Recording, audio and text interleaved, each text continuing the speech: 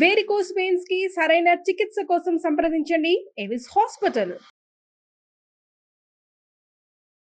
నమస్తే రమ్మగారు. నమస్తే జయ. ఖలీఫా కథలు ఏదైనా ఒక కథ చెప్పండి అండి. కొంగ ఖలీఫా చెప్తాం. కొంగ ఖలీఫాగా మారిందా, ఖలీఫాయే కొంగగా మారాడా? అదే కదా. అదే కదా. పారసీక దేశంలో ఒక ఖలీఫా ఒక ఆయన ఉండేవాడు, కుర్రాడు ఆయన. ఆయనకి ఏంటో వింత వింత విషయాలు అవి అంటే చాలా సరదా. ఏదైనా వింతైన విషయం, వింతైన వస్తువు, వాటి మీద గొప్ప సరదాగా ఉండేది. ఒకనాడు ఆయన తన వజీరు ఇద్దరు ఒక సౌదాగ్ర భాగంలో కూర్చొని కబుర్లు చెప్పుకుంటున్నారు. కబుర్లు చెప్పుకుంటూ ఉంటే బయట ఎవడో వస్తువులు అమ్మేవాడు ఒకటి తిరుగుతున్నాడు. వాడు ఏంటంటే వింత వింత వస్తువులు, వ్యాపారస్తులు ఆ ఊరు నుంచి ఈ ఊరు నుంచి వస్తువులు సేకరించుకొచ్చి ఈ బాగ్దాద్ నగరం, అది దాని పేరు గుర్తు రావట్లేదు ఇందాక నుంచి, బాగ్దాద్ నగరంలో తిరుగుతున్నాడు. ఈయన ఆ పూట ఖలీఫాన వజీర్ గారు చాలా సరదాగా మంచి మంచి కబుర్లు చెప్పాడు. చెప్పేసరికల్లా ఈ ఖలీఫాకి ఏమనిపించింది, ఈ వింత వస్తువులు వ్యాపారస్తుడు ఎవడో వస్తున్నాడు, వాడిని కేకేసి వారి దగ్గర నుంచి ఒక మంచి వింతైన వస్తువు ఒకటి కొని వజీర్ గారికి గిఫ్ట్ ఇద్దామనిపించింది. గిఫ్ట్లు బాగా ఇచ్చేవాడు ఆయన. సరే ఆ వ్యాపారస్తుడిని కేకేసుకురండిరా అని పిలిచాడు. పిలిస్తే ఆ వ్యాపారస్తుడు వచ్చాడు. వాడేవో ఒక గాడిద మీద 3-4 సంచులట వేళ్లాడేసుకున్నాడు. 2-3 పెట్టెలు ఉన్నాయి, అన్నీ ఓపెన్ చేశాడు. ఏవో మెరిసేవి, గోడకి పెట్టుకునేవి అట్టటివి 2-3 కొన్నాడు. కొంటే సరే అవన్నీ వజీర్కి ఇచ్చాడు. మీ ఇంట్లో పెట్టుకోండి, ఎంతో బాగుందని ఇచ్చాడు. ఇచ్చిన తర్వాత ఏమిటి అన్నీ చూపించాను, ఒకటి ఒకటి చూస్తున్నాడు ఊరికే సరదాకి. ఆయనకు ఆ సరదా ఉన్నట్టు వ్యాపారస్తులకు తెలుసు. అయితే ఏమైంది, ఒక ఇంత బాక్స్ అల్లేం, దాని పక్కన ఒక సొరుగు. అయితే ఆ సొరుగులో ఏముంది అని అడిగాడు ఈయన. సొరుగులో ఆ సొరుగు తీస్తే అందులో ఒక నల్లటి పొడి ఉన్న ఒక డబ్బి, తర్వాత ఏమో ఏదో ఒక మంత్రం రాసి ఉన్న ఒక ఆకు, ఇంత ఆకు, అవి రెండు ఒకదానికొకటి ఇట్ట కట్టున్నాయి. ఇది అమ్మేది కాదండి, ఈ బాగ్దాద్ నగరంలో పాత వస్తువులు అమ్మేవాడు ఒకడు తన వస్తువులన్నీ నాకు ఇస్తూ ఇది కూడా ఇచ్చాడు. చదువుదామని ట్రై చేస్తే నాకేమో అది చదవడం రాలేదు, ఏముందులే సామాన్లతో పడి ఉంటుందని దీన్ని పక్కన పెట్టుకున్నాను అనేసరికల్లా అది నాకు ఇవ్వు అని తీసుకున్నాడు ఈయన. మనం చదవలేని భాష ఏదో ఉంది, దానికి ఒక డబ్బా అటాచ్డ్గా ఉంది, అందులో ఏదో పొడుదంటే అదేదో వింతైన వస్తువు అయి ఉంటుందిగా, అంతేగా. ఇది నాకు ఇవ్వు అని తీసుకున్నాడు. తీసుకుంటే సరే తీసేసుకున్నాక వజీరు రాజు ఇద్దరు కలిసి ఆ పేపర్ని ఆ తాటాక ముక్కని చదవడానికి ట్రై చేశారు. వీళ్ళ వల్ల గాల. మరి వాళ్ళని వీళ్ళని పిలిచారు. పిలిచాక వాళ్ళలో ఒకడు అన్నాడు, మన పెద్ద బజార్లో ఉన్న మసీదులో ఉన్న వలీ గారికి, అదే అలా ఆజా చెప్తారుగా, ఆయనకి చాలా భాషలు వచ్చు, ఆయన్ని కేకేద్దామండి అని ఒకళ్ళు ఎవరో సలహా చెప్పారు. సరే ఈయన ఏం చేశాడు, వజీరుకి చెప్పాడు, ఆయన పిలిపించు వలీ గారిని అని. ఆ మర్నాడు మధ్యాహ్నానికి వలీ గారు వచ్చాడు. వచ్చాక అది తీసాడు, కాగితం చూపించారు, ఆ చెక్క ముక్కని, ఆకు ముక్కని. ఆయన అదంతా చూసి ఇది హూణ భాషలో ఉందండి అన్నాడు. నీకు వచ్చా అంటే నాకు వచ్చు అన్నాడు. చదవమంటే మరి ఈ నల్లటి డబ్బీలో ఉన్న పొడి ఏదైతే ఉందో ఆ పొడిని పీల్చి ముతబోర్ అంటే, ఇలా అంటే వాళ్ళు ఏ పక్షిగా కావాలంటే ఆ పక్షిగా మారిపోతారు. ఓహో, అప్పుడు అన్ని ప్రాణుల భాష వాళ్ళకి అర్థమవుతుంది, వాళ్ళు ఏం మాట్లాడుకుంటున్నాయో వీళ్ళకి తెలిసిపోతుంది. ఒకే ఒక రూలు, దానికి మళ్ళీ ఏం చేయాలి, మళ్ళీ ఆ ముతబోర్ అంటే మామూలుగా అయిపోతారు వీళ్ళు. ఈ ప్రాణులుగా ఉన్నప్పుడు ఏ పక్షిగా మారారో ఆ పక్షిగా ఉన్నప్పుడు వీళ్ళు నవ్వకూడదు. ఓహో, నవ్వితే ఈ పదం మర్చిపోతారు వాళ్ళు, ఇక మారలేరు. అది రూల్. ఈ ముతబోర్ అనేది ఏమిటో విచిత్రంగా ఉంది. వీళ్ళు ఆదేశం వాళ్ళు ఉర్దూ అవి మాట్లాడతారు, అరబిక్ అవి మాట్లాడతారు. ఈ ముతబోర్ అనేది హూణ భాషలో పదం. మంత్రం అనుకో, ఇప్పుడు మంత్రం ఉంది, ఓ శ్లోకమైనా మనం 100 సార్లు చదివితే కానీ అది నోటికి రాదు. ఓ రోజు మర్చిపోయామనుకో, తన్ను తెచ్చినా అది మనకు గుర్తురాదు, మళ్ళీ చూస్తే కానీ. అంతేగా. వీళ్ళు సరే ఇదేదో హాయ్ భలే బాగుంది సరేనని ఆ వలీ గారిని పంపించేసి, ఏమండి ఈ మాట ఎవరికి చెప్పద్దు, రహస్యంగా ఒట్టేయండి అని ఆయనతో ఖురాన్ మీద ఒట్టు కూడా వేయించుకుని ఓ 100 నాణ్యాలు ఇచ్చి ఆయన పంపేశారు. పంపేశాక ఇక సరదా పుట్టేసింది. రాజు కుర్రాడు కదా, మరి ఏదైనా ఒక జీవిగా మారిపోయి, ఒక పక్షిగా మారిపోయి మనం మిగిలిన పక్షులు, జీవులు, కప్పలు, మిడతలు ఏం మాట్లాడుకుంటున్నాయో వినాలని పుట్టింది. మళ్ళీ వేరే వాళ్ళని ఇన్ని చేయకూడదు. ఇందులో ఉన్నది ఎవరు, ఒక ముసలి వజీర్ గారు, ఖలీఫా, అంతే. మన ఇద్దరమే చేద్దాం. సరే ఏమనుకున్నారు, ఓ పని చేద్దాం, ఈ పొడి డబ్బాను ఒక చిటికె పట్టుకెళ్దాం. పట్టుకుని వెళ్ళి మనకి చుట్టుపక్కల సరస్సులు ఉన్నాయిగా, ఏదైనా ఒక సరస్సు దగ్గరికి వెళ్తే రకరకాల పక్షులు వస్తాయి. మనకప్పుడు ఏ పక్షిగా మారాలని అనుకుంటే ఆ పక్షిగా మారదాం. అప్పుడు ఏమైంది, మర్నాడు వీళ్ళు ఒక చోటకి బయలుదేరారు. వెళ్తే ఒక పెద్ద సరస్సు. ఆ సరస్సులో అటు ఇటు చూస్తే ఎన్నో రకాల జీవజాలాలు కనపడుతున్నాయి. కానీ వీళ్ళకి ఇంట్రెస్టింగ్గా అనిపించింది ఏం కనపడలే. ఇంతలో ఏమైంది, ఆకాశం నుంచి ఒక కొంగ ఎగురుకుంటూ వస్తాం, కింద ఒక కొంగ నుంచి. అప్పుడు ఎప్పుడు వీళ్ళిద్దరు దాన్నే అబ్జర్వ్ చేస్తుంటే తెలిసింది, ఈ కిందున్న కొంగ ఆ పైన వస్తున్న కొంగకి వెల్కమింగ్గా ఏదో అంటోందని అర్థమైంది. బాగా అర్థం కాదు, వీళ్ళకి అనిపించింది. ఆ పైన ఉండేది కిందకి దిగింది. అప్పుడు వీళ్ళు అనుకున్నారు, అది కరెక్ట్, కొంగల్లాగా మారిపోదాం. వీళ్ళేం మాట్లాడుకుంటున్నారో మనకు తెలుస్తుంది. ఈ రెండు కొంగలు ఏం మాట్లాడుకుంటాయి? ప్రతి వాళ్ళకి ఇలాంటి ఒక క్యూరియాసిటీ ఉంటుంది. మనకి ఎలా ఉంటుందంటే వాళ్ళిద్దరు ఎవరైనా ఇద్దరు అక్కడ నుంచి మాట్లాడుతుంటే వాళ్ళు ఏం మాట్లాడుతున్నారా అనిపిస్తుంది. వీళ్ళకి పక్షుల మీద పుట్టింది. సరే ఏం చేశారు, ఆ డబ్బీలో నుంచి కొంచెం పొడిని తెచ్చుకుని ఇతను దట్టిలో పెట్టుకొచ్చాడు రాజు. అది చేరుకో చిటికడు తీసుకుని పిలిచి ముతబోర్ అన్నారు. అనగానే రెండు కొంగల్లాగా మారిపోయారు. ఒక పడుచు కొంగ, ఒక ముసలి కొంగ. వీళ్ళిద్దరు పోయి ఆ రెండు కొంగలు ఉన్న దగ్గర నుంచున్నారు. వింటం కోసమే. అలాంటి పిచ్చి వాళ్ళు లేరా ఇప్పుడు? వెళ్ళి అక్కడ నుంచుంటే ఆ కొంగలు రెండు మాట్లాడుకుంటున్నాయి. పలహారం చేసావా, నీకోసం కూడా 2 చేపలు ఉంచమంటావా అని కింద ఉన్న కొంగ అడుగుతోంది. పైన ఉన్న కొంగ అంటుంది, పలహారానికి ఏం లేదు, నిన్ననే తిన్నాను, ఇవాళ నాకు పలహారం లేకపోయినా పర్వాలేదు అని చెప్పింది. అవి వీళ్ళిద్దరూ సంభాషణ వింటున్నారు. మధ్యలో సరదాగా కూడా ఉంది. ఇంతకీ ఏమంది, ఓ కొంగ పైనుంచి ఎగిరిన కొంగ చెప్పింది, నేను రేపు అక్కడ ఆస్థానంలో నాట్యం చేయాలి, ఆ నాట్యం చేయడానికి ప్రాక్టీస్ చేయడానికి ఎక్కడ ప్లేస్ లేక ఇక్కడికి వచ్చాను, స్థలం ఉందని బాగా దానికి మన అభ్యాసం కోసం వచ్చాను అని అదేం చేసింది, కొంగ ఒక కాలు ఎత్తి రెండో కాలుతో ఎగరటం మొదలుపెట్టింది. వీళ్ళిద్దరికి పిచ్చ నవ్వొచ్చింది. కొంగ నాట్యం ఏమైనా బాగుంటుందో, దానికి ఇంత పొడుగు కాళ్ళు పుల్లాలాగా కొంగ చెప్పు పైన బాడీ ఉంటుంది, అది ఓ కాలు ఎత్తుతుంది. మనం ఎప్పుడు చూస్తాం ఒక్క కాలు ఎత్తి నుంచున్న కొంగలు కనపడతాయి. వీళ్ళు జపం అనుకుంటున్నాం, ఇది డాన్సా అని వీళ్ళు నవ్వారు. నవ్వేసరికి తట్టింది. అమ్మా నవ్వొచ్చింది. ఇప్పుడు మనిషిలా మాత్రమేలాగా ఏదోము నా గుర్తొస్తుంది, అదేమిటో గుర్తురాదు, మాత్రం మర్చిపోయారు. గోవింద మర్చిపోయారు. ఇప్పుడు ఏం చేయాలో తెలియలా. రెండు కొంగలు అటు ఇటు తిరిగినాయి. ఎంతకీ గుర్తురాదు. కొంగ రూపంలో ఉన్నప్పుడు మంత్రం చెప్పగలరు కానీ చదవలేరు. పైగా మంత్రం చదువుదామంటే రాజుగారిగా ఉన్నప్పుడు బట్టల్లో ఉన్న దట్టిలో ఉందది, ఇప్పుడు బట్టలు లేవు, దట్టి ఎక్కడ చూస్తారు. ఇద్దరు తెల్ల మహాలు వేసుకుని కొంగ మహాలు వేసుకుని నుంచున్నారు. బాగా ఆలోచించారు, చూద్దాం ఆ స్థానానికి వెళ్తే ఏదైనా దొరుకుతుందేమోనని. ఏదో ఒకటి చేయాలిగా. సరే ఏదైనా తిందాం, ఆకలిస్తుంది. కప్పల్ని చేపల్ని తినటం చేత కావటం లేదు, నచ్చట్లేదు.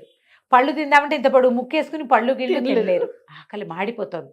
ఊళ్ళోకి వెళ్ళి చూద్దాం అనుకున్నారు. ఇద్దరు ఎగురుకుంటూ వచ్చారు. ఎగురుకుంటూ వస్తే ఏమైంది, అక్కడ ఒక రోజు గడిచిపోయింది. వీళ్ళు ఇక్కడే పడి ఏడుస్తున్నారు. ఆ ఊరంతా ఏమిటో గానా వజానా నడుస్తుంది. ఎర్రటి దుస్తులు వేసుకున్న వాళ్ళు వెళ్తున్నారు ఊరేగింపుగా. జనరల్గా ఈ ఊరేగింపులు ఎప్పుడు జరుగుతాయి, రాజుగారు ఊరేగింపుకి వచ్చినప్పుడు. మనమేమో ఇక్కడున్న కొంగ వేషంలో. అదే కదా. వీడు ఎవరు వెళ్తున్నారు ఊరేగింపుగా చూసేసరికల్లా ఏమిటి, కొత్త ఖలీఫా మీర్జా గారికి జిందాబాద్ అంటున్నారు. ఇప్పుడు వీళ్ళకి అర్థమైంది, అయ్యో రామా, వాడెవడో మాంత్రికుడు అయి ఉంటాడు, మనకి తెలియలా. ఇవి మనకిచ్చి మన పిచ్చలోకి మనని నెట్టి వాడు రాజు అయిపోయాడు. వాడు ఎట్టా రాజు అయ్యాడో వీళ్ళకి తెలియలా. కొంగ భాషలో ఇవి ఎంత అరిచినా వాడు ఎవరికి అర్థం కాదు కదా. పైగా కొంగలు కనపడితే కొట్టుకుని తింటారు జనం. అంతే. పరిగెత్తుకుంటూ ఆస్థానం వైపుకు వెళ్తే రాజుగారు ఊరేగింపుకు వస్తున్నాడు. జల్తారు బట్టల్లో, ఎర్రటి బట్టలు వాడును. వీళ్ళకి ఏం చేయాలో తెలియలేదు. ఎట్లా ఈ రూపాలు మారటం అర్థం కాలేదు, ఏం చెయ్యాలో తెలియలే. అయితే ఏం గుర్తొచ్చింది, పూర్వం ఒక మాంత్రికుడు ఒకడు వచ్చాడు పూర్వకాలంలో. వాడు మనకి ఆస్థాన మాంత్రికుడుగా ఉంటానని అదని కొంచెం అడిగాడు కూడా. అప్పుడు సాధ్యపడలేదు. వాడే ఏమైనా ఇది ఎత్తాడేమో అనిపించింది. ఎక్కడ పట్టుకుంటారు వాడిని, ఏం చెయ్యాలి? వ్యాపారస్తుడు అమ్మినవాడు ఎవడో తెలియదు, అమ్మినవాడే మాంత్రికుడు అయి ఉండొచ్చు మొదటిది, లేదా ఆ అమ్మిన వాడిని మాంత్రికుడే పంపించుండొచ్చు. ఏం చెయ్యాలో తెలియలా. ఇక ఎగరటం మొదలుపెట్టారు. ఈ ఖలీఫా అన్నాడు, ఓ పని చేద్దాం, ఈ మాంత్రికుడే ఈ మాయలో ఇరికిచ్చాడు, మనం మహమ్మద్ ప్రవక్త సమాధిని చూద్దాం వెళ్ళి. ఆయన చూస్తే ఈ మర్చిపోయిన పదం ఏంటో మనకు గుర్తొస్తుందేమో. అది అంతేగా, మనం కూడా ఏదైనా శాపగ్రస్తులం అయితే దేవాలయాలకు వెళ్ళాలనుకుంటాం. వాళ్ళు కూడా వాళ్ళ దేవాలయానికి వెళ్దాం అనుకున్నారు. సరే ఈ మక్కా వైపుకి ఎగరటం మొదలుపెట్టారు ఇద్దరు. వీళ్ళు కొంగలు కొత్తగా అయ్యారు, వీళ్ళకి ఎగరటం వస్తుంది. కాదు రమ్మగారు, మారినప్పుడు మళ్ళీ ఆ లక్షణాలన్నీ రావాలి కదా. వస్తాయి, అన్నీ రావు. ఎగరటం వచ్చింది, బాగా ఎగరటానికి ప్రాక్టీస్ లేదు. ఓకే. కొంత దూరం ఎగిరేసారు కల్లా ఈ ముసలివాడైన వజీర్ బాబు నా వల్ల కావట్లేదండి, కాళ్ళు పీకేస్తున్నాయి, రెక్కలు లాగేస్తున్నాయి, దిగుదాము, రెస్ట్ తీసుకుని మళ్ళీ వెళ్దాం, ఇప్పుడు పోయింది ఏముంది, మన మహమ్మద్ ప్రవక్త గారి మసీద్ చూశాక మనం రాజు అయిపోయాము, రాజు మంత్రి అయిపోయామంటే ఆటోమేటిక్గా మన రాజ్యం మనకు వచ్చేస్తుంది. ఓకే. 2 రోజులు ఆలస్యం అయితే అయ్యింది అని చెప్పి ఎక్కడైనా దిగుదాం అనుకున్నారు. తీరా చూస్తే కింద చూస్తే ఒక శిథిల గృహం ఒకటి కనపడుతోంది. ఇదేదో బాగుందనుకుని దిగారు. ఇందులో ఉండొచ్చు, ఈ చెట్ల మీద ఉండటం అది మనకి రాదు, తెలియదు పాపం. అదే ప్రధానంగా ఆ శిథిల గృహంలోకి దిగారు. అంతా పాడుపడిపోయినట్టుంది కానీ లోపల గదులు బాగున్నాయి. ఆ గదుల మధ్యలో ఇంచి లోపలికి నడుచుకుంటూ పోయారు. ఆహారం ఏమైనా దొరుకుతుందో లేదో తెలీదు, ఏం తినాలో వీళ్ళకి తెలీదు. చేపలు కప్పలు తినటం రాదు, పళ్ళు తినటం కుదరదు, ఆకలికి చచ్చిపోతున్నారు, బక్కచిక్కిపోయారు అప్పుడే 2-3 రోజుల్లో వీళ్ళు. సరే వీళ్ళు లోపలికి వెళ్తే లోపల ఒక తలుపు దగ్గర ఒక గది తలుపేసి ఒక గుడ్ల గూబ కనపడింది. ఆ గుడ్ల గూబ వలవలా ఏడుస్తుంది, దేవుడా నన్ను ఎవరైనా రక్షించండి అంటుంది. ఎవరు నువ్వు ఏమిటి అనేసరికల్లా గుడ్ల గూబ అంది, నా శాప విమోచనం కోసం చూస్తున్నాను, ఎవరైనా నన్ను పెళ్లి చేసుకోవాలి, నాకు అప్పుడే శాప విమోచనం అవుతుంది అని చెప్పింది. చెప్పేసరికల్లా వీళ్ళు తెల్లబోయారు. కానీ అది వీళ్ళని గుర్తుపట్టేసింది. మీరు పక్షులు కాదు కదా బేసిక్గా అని అడిగింది. పక్షులు కాదు, మేము ఖలీఫా అండ్ వజీరు, మేమేమో ఇలా అయ్యాం, ఏదో మంత్రం అదేమిటో మర్చిపోయాము అనేసరికల్లా పక్క నవ్వింది గుట్టగుబ్బ. మీరు రావాల్సిన చోటుకే వచ్చారు, నా కథ వినండి అని చెప్పింది. ఇది ఈ పక్షి ఒక రాజకుమార్తె, రాబందు కాదు గుడ్లగూబ సారీ, ఒక రాజకుమార్తె. అయితే ఒక మాంత్రికుడు తన కొడుకైన మీర్జాకి నన్ను ఇచ్చి పెళ్లి చేయమని మా నాన్నని అడిగాడు. మీర్జా గాడి మొహం అద్దంలో చూసుకోమన్నా నేను. అందుకని ఆ మాంత్రికుడు నన్ను గుడ్లగూబగా మార్చేసి ఈ శిథిల గృహాల్లో పడేశాడు. మరి నువ్వు ఎట్లా మామూలు మనిషి అవుతావు అని అడిగారు వీళ్ళు. మామూలు మనిషి అవడానికి ఏముంది, ఎవరైనా నన్ను గుడ్లగూబగానే పెళ్లి చేసుకుంటే నీకు మహాందగత్వని, నీకు ఇది పొగరు, గుడ్లగూబ వైపోమన్నాడు. ఎవరైనా నన్ను గుడ్లగూబగా పెళ్లి చేసుకుంటామంటే అప్పుడు నా శాప విమోచనం, లేకపోతే నేను ఇలాగే ఉంటా. అయితే ఈ మాంత్రికుడు ప్రతి పౌర్ణమి నాడు వీళ్ళు ఈ శిథిల గృహానికి చేరతారు. వాడు ఒకడే కాదు, వాడు అనుచరులందరూ వస్తారు, బోళ్ళంతమంది ఉంటారు. ప్రతి వాళ్ళు తాము ఏం పాపం చేశారో చెప్పుకుంటారు. ఇప్పుడు ఎవరెవరిని మోసం చేసాం, మాయలో ఎవరిని ముంచాము అనేది మాట్లాడుకుంటారు. ఆ మాటల్లో మీరు ఏ మంత్రాన్ని మరి వీళ్ళకి ముతబోరు గుర్తొస్తే కానీ మామూలు రూపాలు రావు. అవునులే. నల్లటి పొడి మొదట పీల్చాలి, రెండోసారి రూపం నుంచి బయటకు రాని ముతబోర్ అంటే సరిపోతుంది. అదేం గుర్తు రావటంలా. మీకు తెలిసి ఆ మంత్రం ఏదైనా ఇక్కడ గనక వినపడితే మీ పని అవుతుంది. కాబట్టి మీ అదృష్టం కొద్దీ ఇవాళే పౌర్ణమి, ఇప్పుడు చీకటి పడుతుంది, అర్ధరాత్రి అయ్యేసరికి వాళ్ళంతా వస్తారని చెప్పింది. చెప్పంగానే ఖలీఫా అన్నాడు ఎగిరి గంతేసి, అబ్బో ఎంతో బాగుంది, మమ్మల్ని అక్కడ తీసుకెళ్ళవా అన్నాడు. అప్పుడే అయ్యిందా, మీ ఇద్దరిలో ఎవరో ఒకళ్ళు నన్ను పెళ్లి చేసుకుంటామని మాట ఇవ్వండి ముందని అనగానే ఈ రాజుగారు ఖలీఫా అన్నాడు, ఎంతో బాగుందండి అని వజీర్ గారిని, ఈ అమ్మాయిని పెళ్లి చేసుకోండి మీరు, ఈ గుడ్లగూబని అనగానే వజీర్ అన్నాడు, ఇంకా నయం, మా ఆవిడ గుడ్లు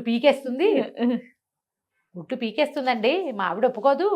మామూలుగా మన జాతిలో 4 పెళ్ళిళ్ళు ఒప్పుకున్నప్పటికీ మా ఆవిడ భయాన్ని నేను దాని ఒక్కదానితోటే ఉంటున్నాను, పైగా నేను పెద్దవాడిని, నేనెట్టా పెళ్లి చేసుకుంటాను, మీకు ఎటాగూ పెళ్ళి అవ్వలేదు కదా, మీరు చేసుకోండి అనగానే ఖలీఫా అన్నాడు, చేసుకోవచ్చు అనుకో, కానీ ఆవిడ ఎంత అందగతో ఏం వయసుదో, రాజుగారి అమ్మాయిలందరూ 16 ఏళ్ల బాలాకుమారులు, ఎవరు 50 ఏళ్ల రాజకుమార్తె పెళ్లి కానిది కూడా మన జాతిలో ఉండొచ్చు. ఓహో. అప్పుడు ఈ 50 ఏళ్ల కురూపి నా పెళ్ళమైతే నేనేం చేయాలి అనేసరికి ఈయన వజీరు, ఏమైనా సరే మీరు పెళ్లి చేసుకోవాలి, మీరే చేసుకోవాలి, నేను చచ్చినా చేసుకోను అని గట్టిగా పట్టేశాడు పట్టుదల. మీరు వింత బొమ్మలు అన్నారు, నేను ఒప్పుకున్నా, అదేదో మంత్రమను కొంగవు అంటే అయ్యా ఇప్పుడు పెళ్లి చేసుకోమని మాత్రం మీరు నన్ను ఆజ్ఞాపించకూడదు, పైగా నేను ఖలీఫాని, నువ్వు వజీర్వి అన్నాడు ఈయన. నువ్వు ఇప్పుడు ఖలీఫావి కాదు, నువ్వు కొంగవి, నీ మాట అనేసరికి ఏం చేస్తాడు, దక్కిస్తూ ఇప్పుడు ఈ అమ్మాయి గుడ్లగూబ దగ్గరికి వెళ్ళారు. ఆ గుడ్లగూబ ఏమంటుంది, నన్ను పెళ్లి చేసుకుంటామని మీరు మాటిస్తేనే వాళ్ళు ఎక్కడికి వస్తారో చెప్తా మీకు, లేకపోతే నేను చెప్పను, మీరు వెతుక్కున్నా మీకు అది కనపడదు. ఇంకేం చేయలేక ఖలీఫా గారు దక్కిస్తూ, సరే ఏం చేస్తాను, అలాగే నేను నిన్ను పెళ్లి చేసుకుంటున్నానని 3 సార్లు ప్రతిజ్ఞ చేశాడు. చేసేసరికల్లా ఈ గుడ్లగూబ ఏం చేసింది, నవ్వుతూ అటు వెళ్ళండి, కిందకి మెట్లు దిగండి, బాగా కిందకి వెళ్తే మీకు వాళ్ళంతా కనిపిస్తారు. పరిగెత్తుకుంటూ 2 కొంగలు వెళ్ళిపోయినాయి కిందకి. కింద ఇట్లా దిగుడుగా ఉంది మెట్లు. లోపలికి వెళ్తే ఒక పెద్ద సభాభవనం లాగా ఉంది. బయటకి శిథిల గృహమే కానీ అది బోళ్ళన్న ఏర్పాట్లోనే, బోళ్ళంత ఫుడ్డు. ఎంతమందో కూర్చున్నారు అక్కడ. ఒక్కొక్కళ్ళు వస్తున్నారు. తీరా చూస్తే వీడు గుర్తుపట్టాడు. వీళ్ళకి పాత సామాన్లు అమ్మాడు కదా, వాడు కూడా వచ్చాడు, నల్లటివాడు. ఓహో. వచ్చేసరికల్లా వీళ్ళే 2 కొంగలు పరిగెత్తుకుంటూ వెళ్ళి వాళ్ళ వెనకాల కూర్చున్నాయి. వాళ్ళందరూ కొంతమంది తెల్లటి పెద్ద పెద్ద బట్టలు వేసుకున్న వాళ్ళు కూడా ఉన్నారు. ఆ తెల్ల బట్టల వెనకాల దాక్కుని కొంగలు 2 చెరుకో పక్కన మోహరించి కూర్చునేసరికల్లా వాళ్ళలో ఒకళ్ళు చెప్తున్నారు, నువ్వేం చేసావంటే, ఈ వారంలో నేను చేసింది ఏంటంటే, ఖలీఫాకి వాడి వజీర్కి నేను నల్లపొడి తాటాకు అమ్మేశాను. నేను అమ్మేయటం వల్ల మీర్జా రాజు అయిపోయాడు, మీర్జా ఖలీఫా అయిపోయాడు. రాజేమో ఏ పక్షిగా మారాడో, వాడి బతుకు ఏమైపోయిందో, వాడికి వెళ్ళిపోయాడు, ఖలీఫా ఇక్కడ లేడు అని చెప్పి, ఏం చెప్పావురా, ఏం భాషలో రాసావురా అని అందరు అడిగారు. అడిగితే ఏముంది, ఆ ఊళ్ళో చదివే వాళ్ళు ఎవరు లేరు, ఓన్లీ పెద్ద మసీదులో ఉన్న వలి ఒక్కడే చదవగలడు, అదొక్కటి హూణ భాషలో రాశాను. ఎవరైతే ఈ నల్లటి పొడి పీల్చి మూతబోర్ అంటారో వాళ్ళు కావలసిన పక్షిగా మారిపోతారని రాశాను. ఆ రాజుగారు అది చదివించుకుని ఉంటాడు, ఆ వలిని తెప్పించి వాడి పని అయిపోయింది అనగానే వీళ్ళకి వెంటనే గుర్తొచ్చేసాం మూతబోర్. ఇద్దరు పరిగెత్తుకుంటూ పైకి వెళ్ళిపోయి ఆ శిథిల భవనంలో నుంచి బయటపడి మూతబోర్ అని గట్టిగా అరిచారు. ఆరవంగానే ఏముంది, ఖలీఫాగాను, అమ్మాయి ఈయన వజీర్గాను మారిపోయారు.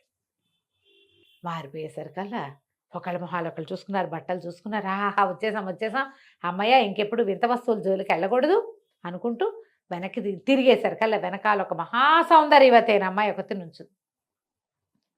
ఈ అమ్మాయి ఎవరు, ఏ మాయ మంత్రం, హడిలు చచ్చారు వీళ్ళు. మళ్ళీ మాంత్రికురాలు వచ్చిందని, నువ్వెవరో మాకు తెలియదు అన్నారు. ఎందుకు తెలీదు, నన్ను పెళ్లి చేసుకుంటానని మాటిచ్చావు కదా. నువ్వు అనగానే ఖలీఫా ఆశ్చర్యపడి, నువ్వే నా గుడ్లగూబ అన్నాడు.